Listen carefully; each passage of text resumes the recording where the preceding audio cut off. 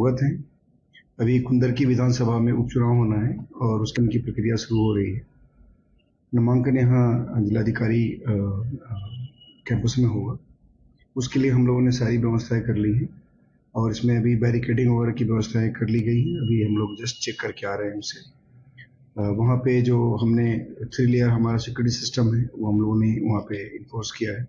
उसमें outer कॉर्डन, inner कॉर्डन और isolation रहेगा और उसमें हम लोगों ने पर्याप्त संख्या में जो हमारी मानक है उसके हिसाब से हमने उसमें फोर्स का डिप्लॉयमेंट किया। उसमें लगभग हमारे 3 गस्टेड ऑफिसर्स और 10 सब इंस्पेक्टर्स, लगभग 25 हमारे सब इंस्पेक्टर्स, लगभग हमारे 50 हेड कांस्टेबल और 115 के हिसाब से 115 के आसपास हमारे कांस्टेबल्स, लगभग 200-250 लोग वहाँ पे डिप्लॉय हो रहे हैं।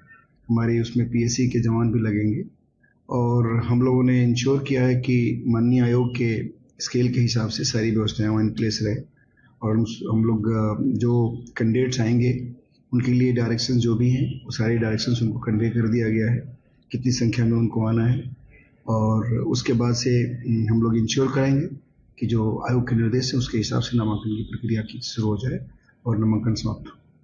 सर, ये भी इंस्ट्रक्शंस दी गई है कैंडिडेट्स को कि कम लोगों को आना है, ग्रुप में अंदर प्रवेश नहीं करना है। कलेक्टर के किस तरीके की इंस्ट्रक्शंस दी गई? देखिए, उसमें सारी चीजें बहुत क्लियर है। एक तो आचार संहिता लागू हो जाती है तो चुनाव आचार संहिता के हिसाब से सब कुछ का कंप्लायंस करना होता है और उसमें सारी चीजें विथ परमिशन होती हैं और उसमें जो भी संख्या निर्धारित है कितने लोग अंदर जा सकेंगे, कितने उनके नॉमिनेशन में उनके साथ लोग अंदर जाएंगे और उसके बाद कहाँ तक उनको बाकी अन्य जो उनके साथ लोग जाते हैं वो कितनी संख्या में जाएंगे, कहाँ तक जाएंगे, ये सारी चीज़ें वेल डिफाइंड हैं और माननीय आयोग के जो निर्देश इस मामले में है सारे उनको वेल कन्वेड है, सबको बता दिया गया है और हम लोग उसका कंप्लायंस सुनिश्चित करेंगे। उत्तर प्रदेश की 9 विधानसभा सीटों पर आज उपचुनाव के लिए नामांकन की प्रक्रिया शुरू हो रही है।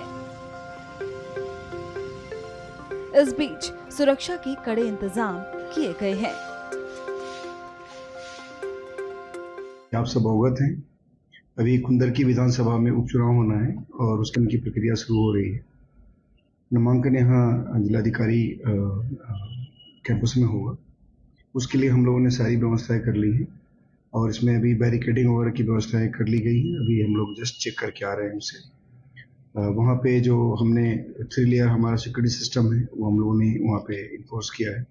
उसमें आउटर कॉर्डन, इनर कॉर्डन और आइसोलेशन रहेगा और उसमें हम लोगों ने पर्याप्त संख्या में जो हमारी मानक है उसके हिसाब से हमने उसमें फोर्स का डिप्लॉयमेंट किया। उसमें लगभग हमारे 3 गस्टेड ऑफिसर्स और 10 सब इंस्पेक्टर्स, लगभग 25 हमारे सब इंस्पेक्टर्स, लगभग हमारे 50 हेड कांस्टेबल और 115 के हिसाब से 115 के आसपास हमारे कांस्टेबल्स, लगभग 200-250 लोग वहाँ पे डिप्लॉय हो रहे हैं। हमारे उसमें पीएससी के जवान भी लगेंगे और हम लोगों ने इंश्योर किया है कि माननीय आयोग के स्केल के हिसाब से सारी व्यवस्थाएं इन प्लेस रहे और हम लोग जो कैंडिडेट्स आएंगे उनके लिए डायरेक्शन जो भी हैं वो सारी डायरेक्शंस उनको कन्वे कर दिया गया है, कितनी संख्या में उनको आना है और उसके बाद से हम लोग इंश्योर करेंगे कि जो आयोग के निर्देश है उसके हिसाब से नामांकन की प्रक्रिया की शुरू हो जाए और नामांकन समाप्त हो। सर, ये भी इंस्ट्रक्शंस दी गई है कैंडिडेट्स को कि कम लोगों को आना है, ग्रुप में अंदर प्रवेश नहीं करना है।